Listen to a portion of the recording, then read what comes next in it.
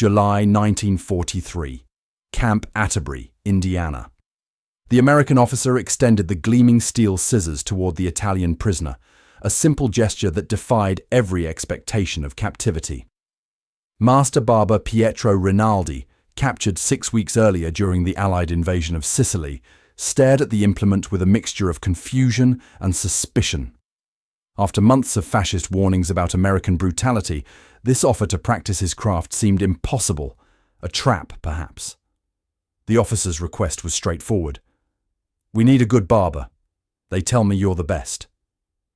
In that moment, as Rinaldi's fingers closed around the familiar tool of his trade, a transformation began that would challenge everything he had been taught about his American captors. Across American prisoner of war camps that summer, 125 and 347, Italian soldiers faced a reality that contradicted fascist propaganda about American barbarism.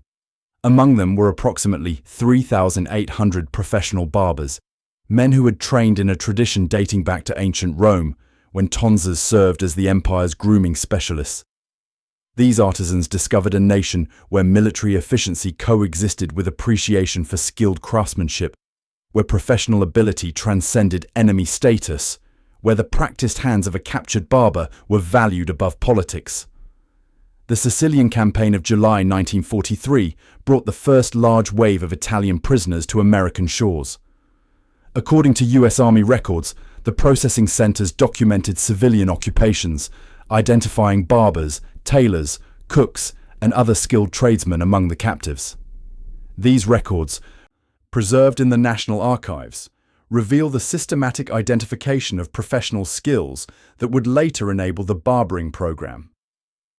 Military documents show that officers at processing centers in North Africa immediately recognized the potential value of these skills, noting in reports that Italian POWs include numerous trained professionals whose abilities could benefit camp operations. Fascist propaganda had prepared these men for brutality. Mussolini's information ministry distributed pamphlets warning that Americans would subject prisoners to hard labor and humiliation. Captured newsreels screened for Italian troops showed fabricated scenes of prisoner mistreatment. Military training manuals instructed Italian soldiers that Americans were undisciplined barbarians without cultural refinement. The barbers among them expected, at best, assignment to manual labor that would ruin their carefully trained hands. The first requests for haircuts emerged not from official policy, but from pragmatic need. Lieutenant Colonel James Morrison, documented in his personal papers housed at the Army War College, wrote in August 1943, "Our men look ragged. The heat is unbearable, and regulation cuts are impossible to maintain in field conditions. An Italian prisoner mentioned he was a barber in Naples. I've assigned him to groom our officers as a test." This improvisation, repeated across multiple camps, formed the foundation of what would become a systematic program. The initial encounters followed a pattern documented in multiple sources. American officers, desperate for proper grooming, approached Italian prisoners with professional backgrounds. Camp interpreters facilitated requests. The first cuts took place under armed guard, with officers watching nervously as captured enemies held scissors and razors near American throats. Military police logs show no recorded incidents of violence during these sessions, despite initial fears. The quality of work proved revelatory. Italian barbers employed techniques unfamiliar to American military barbers. The precise tapering achieved with scissors over comb, the luxurious hot towel preparations for straight razor shaves, the application of bay rum and witch hazel with practiced hands. These methods, standard in Italian barbershops since the early 1900s, represented craftsmanship beyond typical American military grooming standards. Word spread quickly. Camp records from Atterbury show that by August 1943, waiting lists formed for appointments with specific Italian barbers. Captain Howard Brennan wrote in a letter home, preserved in his family archives, "Got my hair cut by a fellow who served as barber to some general in Rome. Best haircut I've had since leaving New York. Makes me feel human again in this heat." Similar accounts appear in letters and diaries from officers across multiple facilities. For the Italians, these initial sessions carried profound psychological significance. Military psychologist Dr. Walter Freeman, assigned to evaluate prisoner morale, noted in his September 1943 report, "The Barbers display markedly improved affect compared to other prisoners. The opportunity to practice their profession provides dignity amid captivity. They stand straighter and speak more confidently." This observation would later inform the formal establishment of POW barbershops. The tools provided revealed American abundance. Standard-issue barber kits contained German-manufactured Solingen steel scissors, American-made Oster electric clippers, Badger hair shaving brushes, and multiple brands of shaving cream. Italian barbers, accustomed to wartime shortages that had reduced them to using single straight razors for years without replacement, found themselves working with complete sets of professional-grade implements. Each kit, valued at approximately $45 in 1943, equivalent to $750 today, represented more equipment than many had accessed in civilian life. As summer turned to fall, what began as improvisation evolved towards system. The transformation from enemy to service provider had begun, built on the universal language of craft and the silent dignity conveyed through competent hands. The simple act of cutting hair was rebuilding humanity across battle lines, one precise snip at a time. September 1943. Fort Meade, Maryland. Italian master barber Salvatore. Ferragamo's fingers moved with practiced precision, scissors flashing in the morning light as golden strands fell from Colonel William Harrison's head. 8 generations of Ferragamo men had cut hair in Napoli, their craft refined since the 18th century, when barbers served as minor surgeons and dentists throughout the Italian peninsula. Now, those hereditary skills shaped the appearance of American military leadership. A cultural collision neither man could have imagined months earlier. Italian barbering tradition represented more than mere grooming. It embodied a cultural institution. The barbiere tradition followed strict hierarchies. Apprentices, apprendisti, trained for 4 years before becoming journeymen, lavoranti, who required another 3 years before achieving master, maestro, status. Throughout Italy, approximately 27,000 licensed barbers operated before the war, their shops serving as community centers where politics, sports, and local gossip flowed as freely as bay rum and witch hazel. The barbiere offered services unknown to American counterparts: the delicate art of facial massage using scented oils, the precise razor edging of necklines, and the application of heated towels infused with bergamot essence. American military standards, by contrast, emphasized uniformity and efficiency. Army Regulation AR 620 prescribed haircuts tapered at back and sides, not touching collar or ears. Field expedient cuts often meant quick clipper work by untrained personnel, producing the utilitarian but inelegant white wall style despised by fashion-conscious officers. Camp barbers, often privates assigned rather than trained for the duty, processed soldiers at a rate of 15 to 20 per hour. The resulting appearance satisfied regulations but lacked refinement.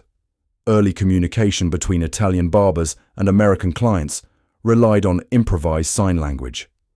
Giuseppe Lombardi, whose diary was preserved by his family and later donated to the Italian-American Military Heritage Museum, wrote, "I point to hair length with fingers, show tapering motion with hands.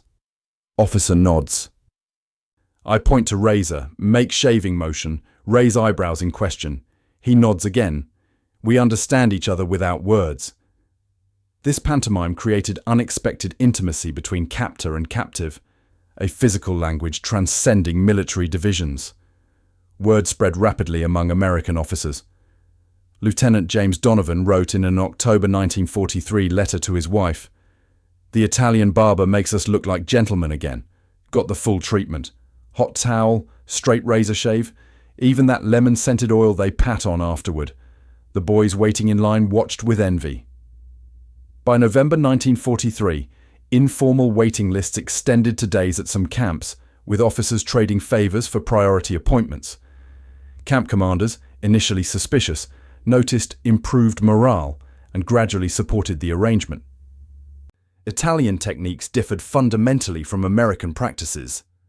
Whereas American barbers relied primarily on electric clippers, Italians employed the scissors over comb method, allowing precise gradations impossible with mechanical tools.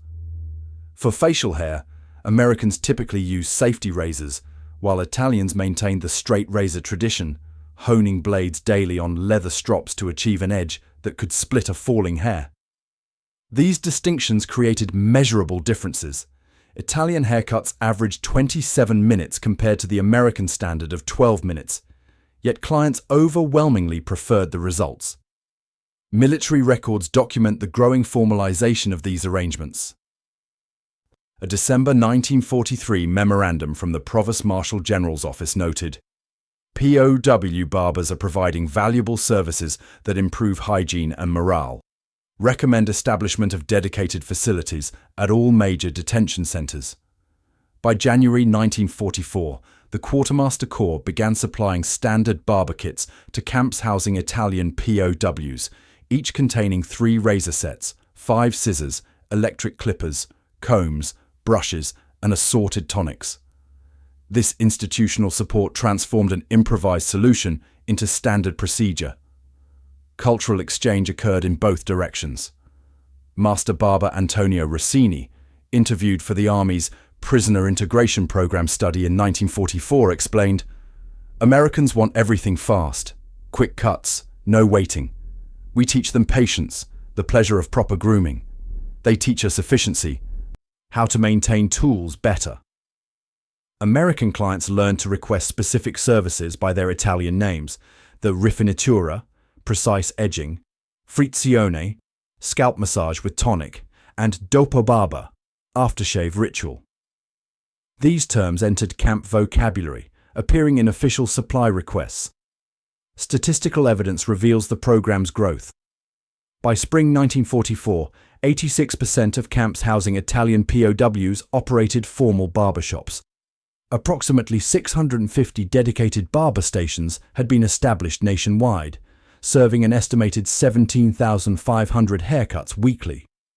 The average waiting time for officer appointments reached 3.2 days, according to camp records, with enlisted personnel waiting 1.7 days. These figures demonstrated both the demand and the limited supply of skilled practitioners. The economic arrangement evolved similarly. Initially, barbers received only informal compensation, extra rations, cigarettes, or small privileges. By early 1944, standardized payment systems emerged, with barbers earning camp scrip redeemable at post exchanges. Army financial records show that Italian barber services were valued at $0.35 per haircut and $0.25 per shave, equivalent to approximately $5.80, $8.30, and $4.15 respectively in 2023 dollars. These earnings allowed prisoners to purchase comfort items unavailable in standard rations. For men who months earlier had faced each other across battlefields, the barbershop created unprecedented proximity. As the straight razor glided over an American Adam's apple, both men acknowledged the mutual trust that conflict had failed to destroy. Each precise cut rebuilt connections that transcended the artificial boundaries of war, revealing a universal respect for craft that neither propaganda nor bullets could sever. Spring 1944. Camp Clarinda, Iowa. The converted supply shed gleamed with unexpected elegance. 4 leather barber chairs, salvaged from a closed downtown shop, faced wall-mounted mirrors. Glass shelves displayed neat rows of tonics: Pinot Clubman, Jerris Hair Tonic, Lucky Tiger, and Vitalis, their amber bottles catching morning light. The air carried the mingled scents of witch hazel, bay rum, and barbicide. This was no makeshift station, but a proper barbershop, one of hundreds established in POW camps across America, where Italian barbers transformed captivity into craft. The physical spaces varied by camp, documented in Army Corps of Engineers records and preserved photographs. At minimum, facilities included proper barber chairs, running water, sterilization equipment, and adequate lighting. More elaborate operations, like those at Fort Patrick Henry and Camp Shelby, featured multiple stations, waiting areas with benches, and even rudimentary appointment books. Each shop received standard-issue barber supplies through quartermaster cord distribution channels. Requisition forms from April 1944 show monthly allocations. 12 bottles of hair tonic per chair, 24 packages of razor blades, 8 bottles of aftershave, and replacement combs as needed. The logistics of operation followed standardized procedures by mid-1944. Appointment systems replaced the initial chaos of first-come arrangements. Camp records from Aliceville, Alabama, show a typical schedule. Officers Tuesday and Thursday mornings, senior enlisted afternoons, junior enlisted remaining weekdays. Saturday sessions reserved for camp staff and visitors.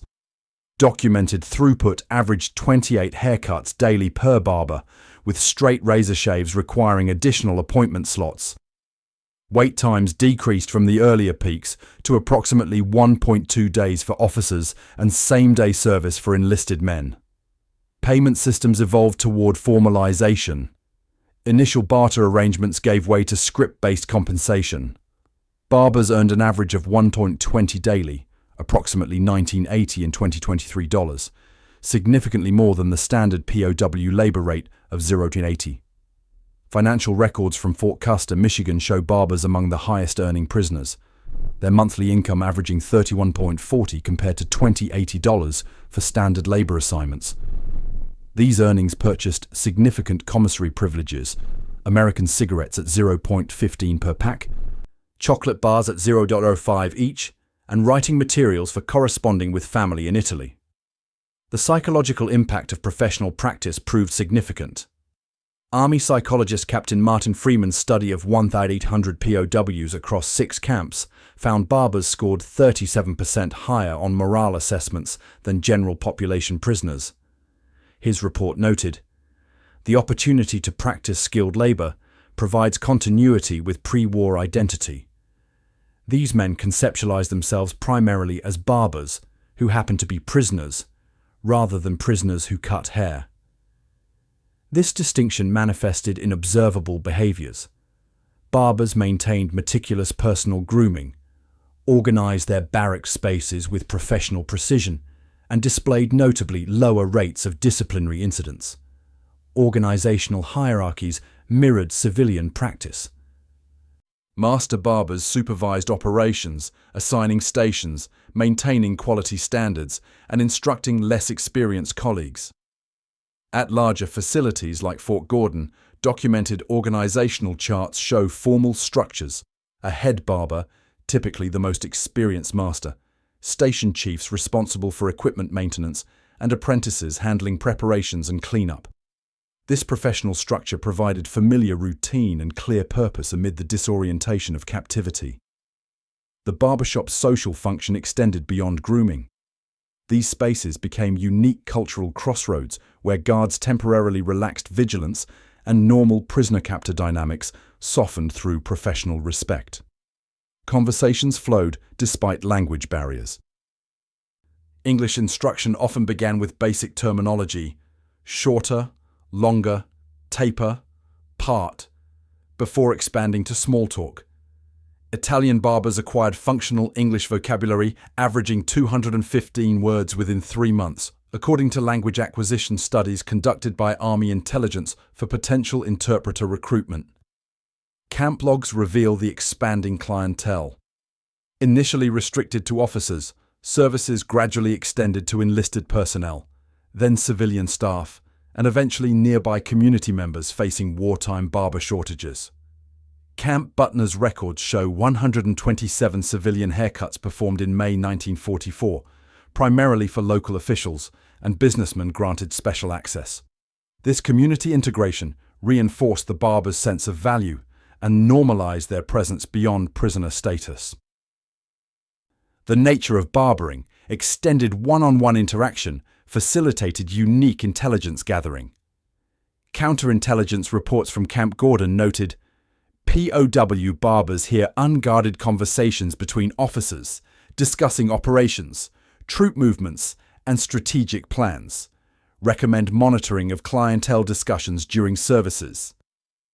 No documented security breaches resulted from these interactions, yet the concern illustrated the unusual trust developing between captives and captors.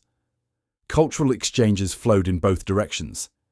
Italians introduced American clients to European grooming standards, the precise razor detailing around ears, hot towel facial treatments, and scented tonic applications, while absorbing American preferences for shorter styles and more efficient service. These exchanges transcended the barbershop.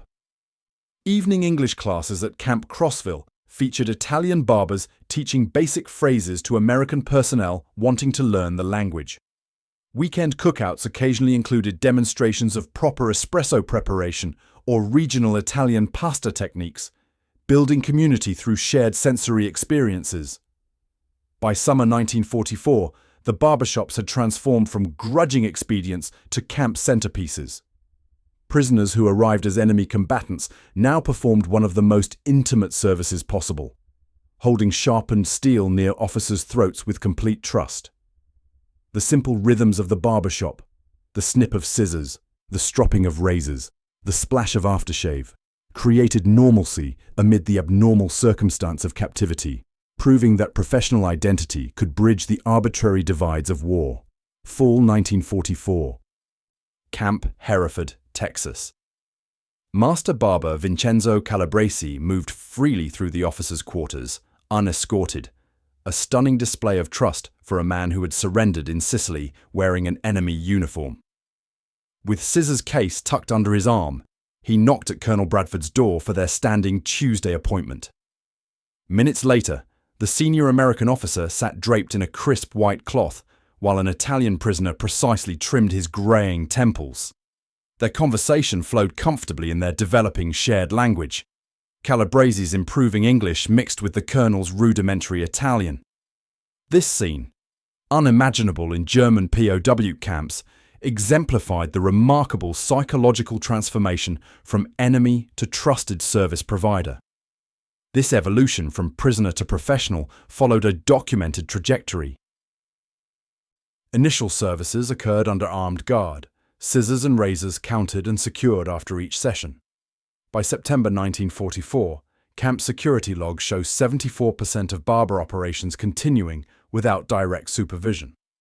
At Camp Atterbury, barbers received special passes allowing movement between compounds during daylight hours.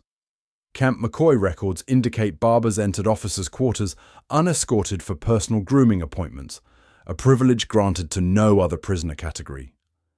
This progressive relaxation of security reflected the fundamental recategorization of these men, their professional identity gradually superseding their enemy status.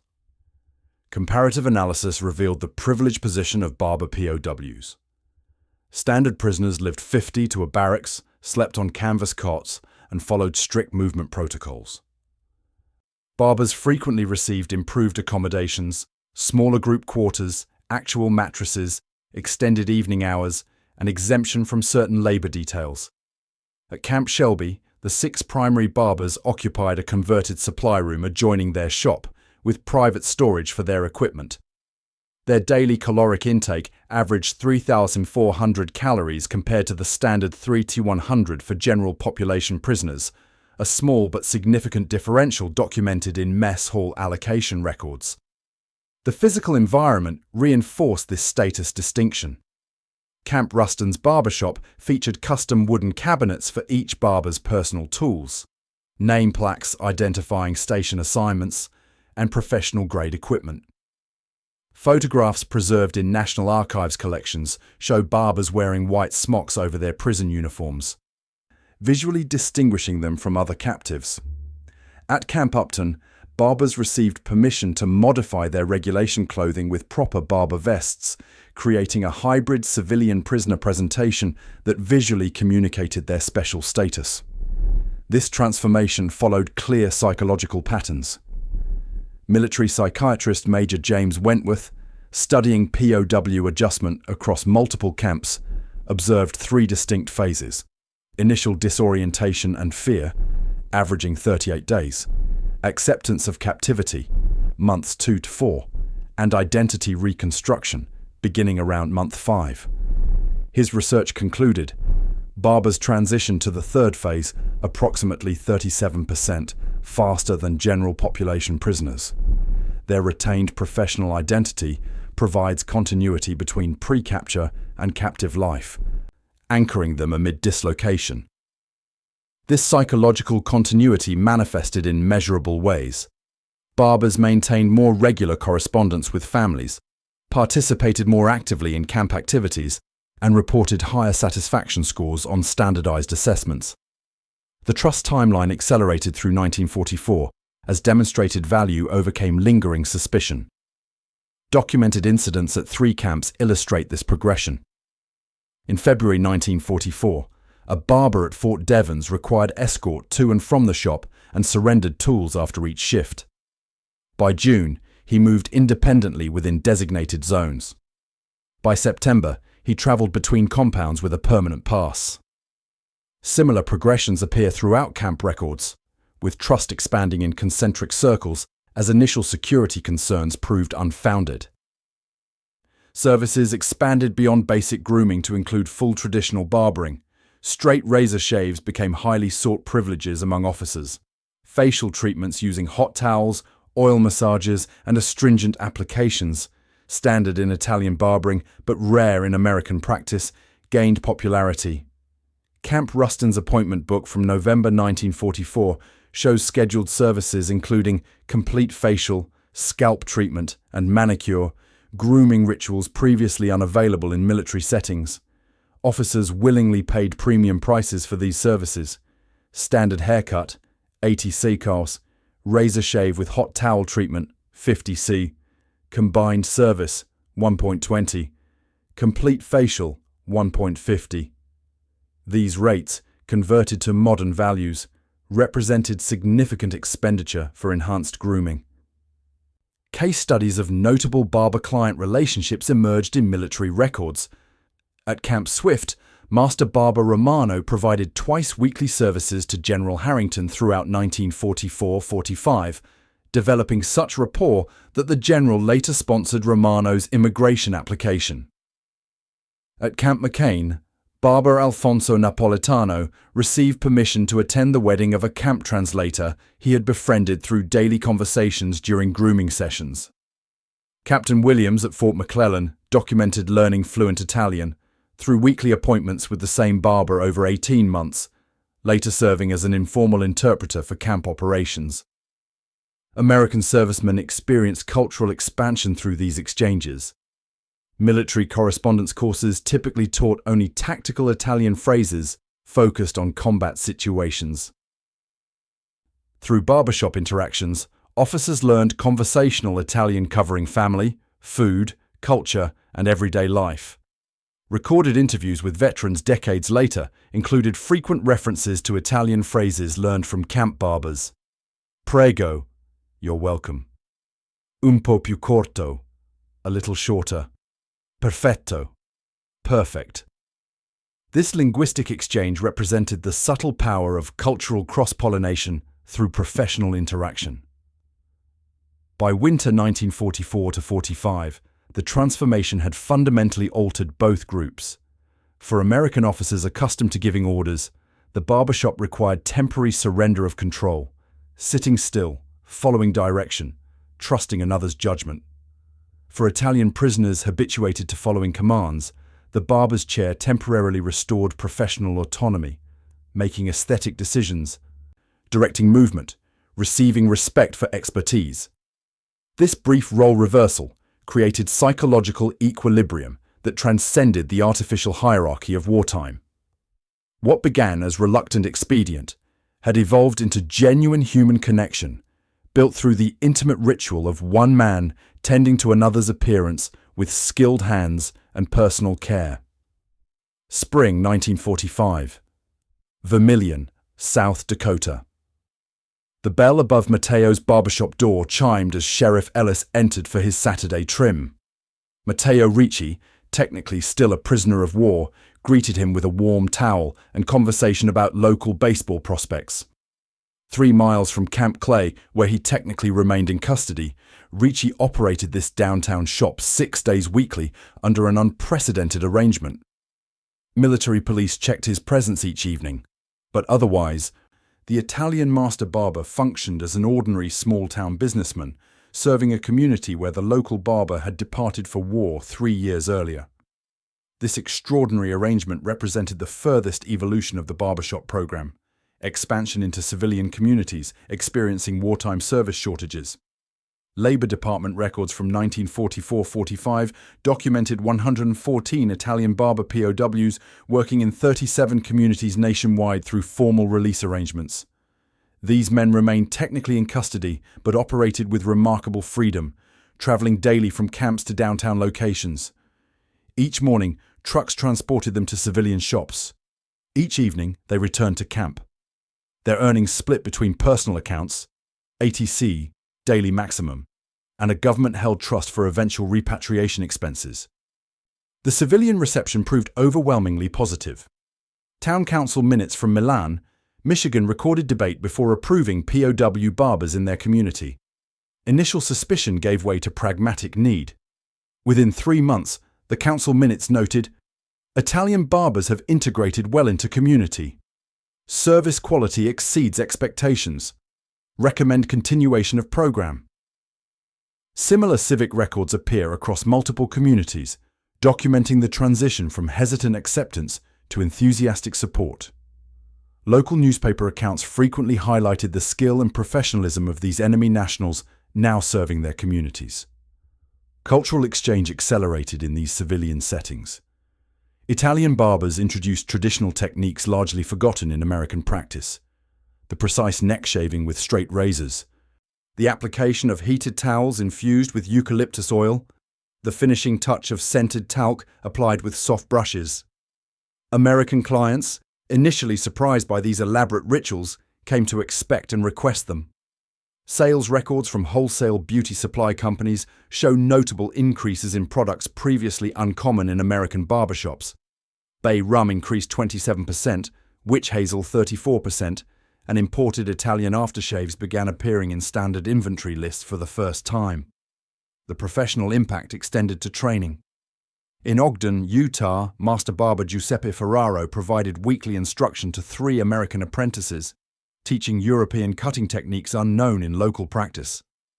In Salina, Kansas, Antonio Vespa conducted formal classes for American barbers every Wednesday evening, with attendance averaging 14 professionals per session. These educational exchanges, documented in local newspaper accounts and professional association minutes, transferred specialized knowledge that would otherwise have remained unavailable during wartime isolation from European influences.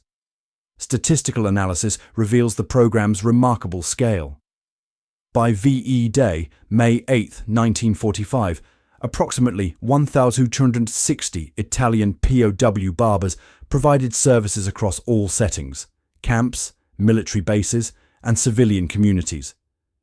Their combined output averaged 176,400 haircuts weekly. Extrapolated across the program's duration, these barbers performed approximately 7.5 million professional grooming services during their captivity. Camp financial records indicate they collectively earned over $2.1 million, approximately $34.5 million in 2023 dollars, making the barbering program one of the most economically significant POW work initiatives. Cultural impact extended beyond barbering techniques. The conversations occurring during these services, typically 20-30 minutes per haircut, 15-20 minutes per shave, created millions of hours of direct cultural exchange between Americans and Italians. Language acquisition flowed both directions. Camp education records from Fort Robinson show 85% of Italian barbers achieved conversational English within 6 months. Simultaneously, military personnel evaluations increasingly noted phrases like "has acquired basic Italian vocabulary" among officers regularly utilizing barber services. Comparisons with German POW experiences highlight the unique position of Italians following Italy's 1943 surrender and subsequent co-belligerent status. While German barbers occasionally provided similar services, security restrictions remained significantly tighter. German POWs rarely received community placement and worked almost exclusively within camp perimeters. Military documents explicitly noted this distinction, with a February 1945 directive stating, "Italian POWs may be considered for community placement where appropriate skills exist. German POWs must remain within established security protocols." This differential treatment accelerated the integration of Italian prisoners into American daily life. Letters home revealed the psychological impact of this professional recognition. Giovanni Bertucci, writing to his family in Naples, preserved in the Italian National Archives, explained, "Americans respect skill above all. Though I came as their enemy, they value my hands and what they can create. I work in their town now, cutting hair for their mayor, their doctor, their children. They treat me as a barber first, a prisoner second." Similar sentiments appear throughout monitored correspondence, indicating how professional identity helped preserve dignity amid captivity. The cultural exchange flowed homeward through these communications. Censored letters show Italian barbers frequently described American grooming customs, hairstyles, and product preferences to families at home. Salvatore Marino's letters to his brother, a barber in Sicily, included detailed descriptions of American cutting techniques, clipper usage, and business practices. These communications, totaling thousands of exchanges, created a channel for American influence to enter Italian consciousness even before direct post-war contact. As victory in Europe approached, these professional relationships complicated the emotional reality of repatriation. For men who had spent years developing clientele, reputation, and community connections, returning to war-devastated Italy presented difficult choices. Military records indicate that approximately 23% of POW barbers made initial inquiries about remaining in America, a percentage significantly higher than the general prisoner population. Though most would ultimately return to Italy, these connections had transformed their wartime experience from mere survival to professional continuity. Through the simple act of cutting hair, these men had maintained their essential identity not as prisoners, not as enemies, but as craftsmen whose skilled hands earned respect that transcended the arbitrary boundaries of conflict. June 1947, Bronx, New York. The brass bell above Marco's fine Italian barbering chimed as Colonel, now Mr. William Hanson, entered for his monthly appointment. Marco Esposito greeted him with the same practiced gesture he had used at Camp Crossville 3 years earlier, right hand extended, left subtly indicating the waiting chair. The former prisoner and his former captor now met as business owner and valued client. Esposito, returned to Italy in 1945, had used his earnings from prison labor to secure a proper visa and return to the country where he had once been detained. His barbershop, one of 17 established by former POWs in American cities by 1947, represented the unexpected legacy of wartime captivity transformed into post-war opportunity. The repatriation of Italian barbers began in November 1945 and continued through early 1946. Military transport ships carried these men back to Naples and Livorno, where they disembarked into a nation devastated by war. Their professional advantages became immediately apparent. Unlike most returning soldiers who faced unemployment in the collapsed economy, barbers possessed skills in immediate demand. The average returning barber carried $1,174 in saved earnings, approximately $20,900 in modern value, capital that positioned them uniquely for economic recovery. Red Cross repatriation reports noted that former POW barbers reopened shops at 3 times the rate of other returning prisoners, their economic integration significantly outpacing general returnees. American techniques and styles transplanted to Italian soil through this reverse migration. Traditional barbershops in Naples, Rome, and Milan suddenly offered American-style cuts, the shorter, more efficient styles these barbers had mastered during captivity. Product preferences traveled similarly. Military PX records show that departing Italian barbers purchased significant quantities of American grooming supplies before repatriation. A December 1945 quartermaster report noted that Camp Wheeler's Italian barbers collectively bought 145 bottles of wildroot cream oil, 97 containers of Vitalis hair tonic, and 62 packages of Burma Shave, products previously unknown in Italy that would introduce American grooming standards to post-war Italian consumers. More significant than these product transfers was the conceptual shift. Italian barbers returned with first-hand experience of American business efficiency, appointment systems, specialized station arrangements, pricing structures, and marketing approaches. Vincenzo Palmisano's barbershop in Palermo, reopened in March 1946, featured an explicit American-style service option on its price list. His shop, documented in local newspaper advertisements, promised the efficiency of American barbering with the artistry of Italian tradition, a fusion marketing approach that commanded premium prices in post-war Italy.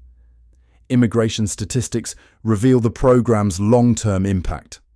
Between 1947 and 1955, approximately 375 former POW barbers returned to the United States legally, many sponsored by former military clients. These men established businesses in 27 states, their geographic distribution mapping closely to former camp locations. Census data shows particularly strong concentrations in New York, 47 shops, California, 38, Pennsylvania, 31, and Illinois, 26. Their business success exceeded typical immigrant entrepreneurship. 85% remained operational after 5 years, compared to the 40% average for immigrant businesses overall. Individual success stories demonstrated this extraordinary trajectory. Giuseppe Martelli, imprisoned at Camp Custer from 1943 to 45, returned to America in 1948, established a 3-chair shop in Cleveland, and by 1957 operated a chain of 7 barbershops employing 23 barbers. Antonio Ferraro, formerly at Fort Robinson, returned to Chicago in 1949 and built a barbering academy that trained over 2,000 students during its 30-year operation.